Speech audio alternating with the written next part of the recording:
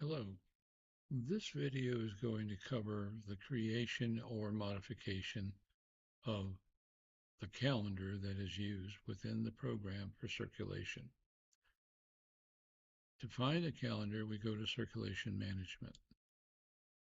Here we will find Define Circulation Calendars.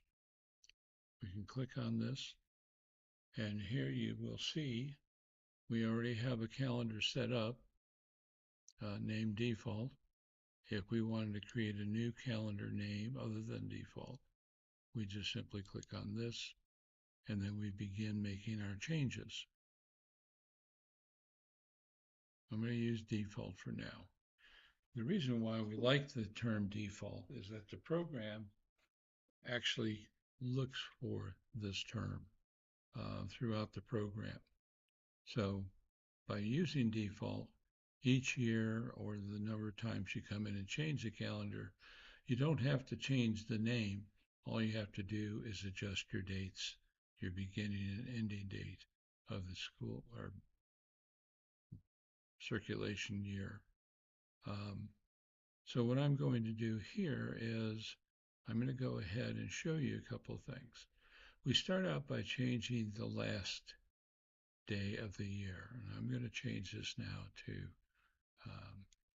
let's say I'm going to change it to 07 slash 01 slash 2027. Okay. And then I'm going to come up here and I'm going to say that I want to change this date to, I'm going to say just 0801. I'll take this out, make this an 8. All right.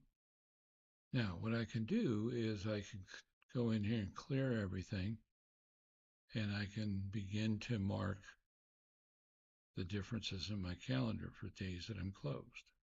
So let's say that I'm closed on Sunday. Well, between these dates and these dates, if I put my pointer on Sunday and I do a right click, or double click, I should say, I can use the term set all. And so what's happened is Sundays between these dates have all been set. How do I know that they've been set as closed? When an item is marked in bold, the program is taught to skip that day and make the book due the next available free day that is not in bold. So again, on Saturday, I can do the same thing, put my pointer on there and set all. Then all I have to do from here is simply traverse through the program. And you notice that this little blue oval is just kind of following me. And so let's say that we've got Thanksgiving coming up, and I want to go ahead and mark Thanksgiving and the day after Thanksgiving as a closed day. All I had to do then was just simply double click it to set that date. If we're closed for 3 days, then that's how we do that. If I want to unmark a date, just double click it again. And move on to December. So here we are at Christmas. So Christmas Eve, Christmas Day. Then all I'd have to do is come up here and do File Save. And the term default is going to automatically show up in my save. So now these dates have all been saved in the calendar. So where else does this show up? Now, if we go back to the main menu, and because this has to do with circulation, it has to do with the borrowers that are going to be checking out materials. So we go to borrower management. The second item right here talks about editing or promoting groups. This is also where the calendar is effective.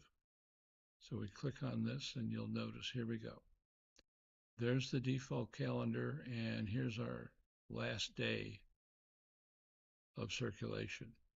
So what will happen is if you check out a book beyond this date or in front of this date, let's say you have a 14-day circulation and you're checking out books within 7 days of this closeout date. The program will give you a warning at that point, and if you have permissions, you can actually check out beyond that date. If you don't have permissions, it will not allow you to do that, and it will check out to the end date. And that's how this works.